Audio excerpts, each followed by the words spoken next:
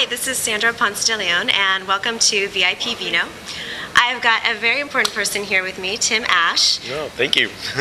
Tim, you're the CEO of SiteTuners. You're also the noted author of this wonderful book called Landing Page Optimization, and then you're also the founder of Conversion Conference. Am I right? That's right. Yeah. Wow, you're a very busy guy. I am.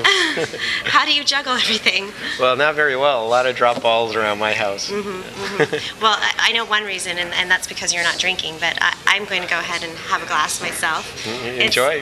Let's do a virtual glass clink. A virtual glass clink. This is Rioja from Spain, and it's a white wine. I imagine it's going to be very nice and refreshing, maybe a little citrus on the palate, so I'm excited here.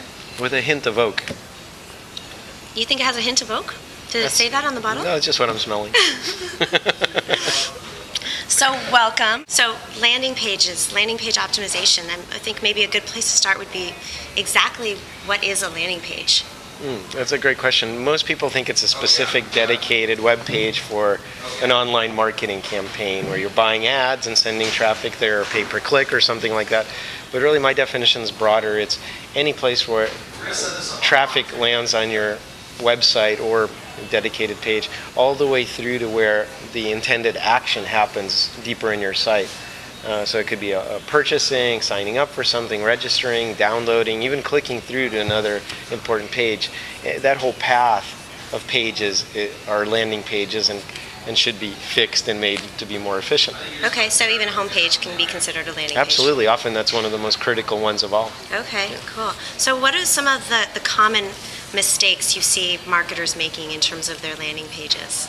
Boy, it seems like everybody's making the same mistakes, and I have a presentation called The 7 Deadly Sins of Landing Page Design. It's just because they're so common and so awful, really.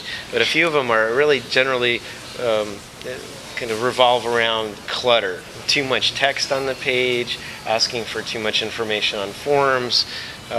Visual clutter is an awful one. Graphic designers run amok. You know, they want to put the flash animations in and all the motion. They let the creative juices go a little too wild. Yeah, and it's really about making the cash register ring, not about kind of expressing their frustrated desires at not being able to do real art, right? And also too many choices and lack of a clear call to action. Those are also very, very common. So clarity, cleanliness, those are the most important things. I'd say clear path to the call to action or whatever action you would like them to take. Strip away everything else. So you might have had to kind of scream and interrupt them in Seth Godin's language to get them to your page, but now give them a bullshit-free zone. Give them almost kind of this zen-like stillness where the call to action naturally arises out of that quiet instead of continuing to kind of scream at them and compete with different things for their attention.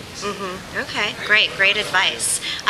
You have a very interesting, chapter in here, and it's all about psychology and the Myers-Briggs test. And what exactly does psychology have in common with landing page optimization? Well, I think what we tend to do in internet marketing is really think we're on the cutting edge of this worldwide revolution, this fundamental shift.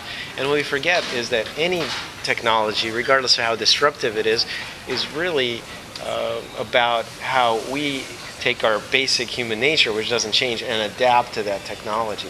So if you want people to do something, you have to understand psychology. You have to understand how to persuade people and motivate them and dismotivate them. And so those basics haven't changed. The brains we have are still the same ones they were 10,000 years ago. And so if you really focus on that as the grounding on which you base your techniques, then you're going to be really well off. And forget whether it's Twitter or a flashing button, or the technology doesn't matter. It's the principles and the kind of philosophy and psychology behind it.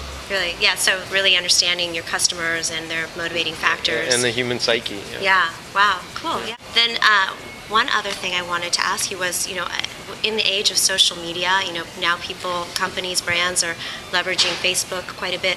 How do you apply some of the same methodology for optimization to your social presence? Well, I think that tomorrow I'm going to be doing a keynote here at Search Engine Strategies and running a parallel conversion conference day, and my keynote is about the 4 pillars of building trust online. And again, notice I'm not talking about technology, I'm talking about psychology, right? Relationships. Trust, yeah. And so a couple of those important pillars are, outside opinions and experts, of course, and validation you get from other brands or associating with media or anything like that. But a big part of it is what Robert Cialdini, who's probably the worldwide authority on influence and persuasion, calls social proof. It's basically consensus of your peers.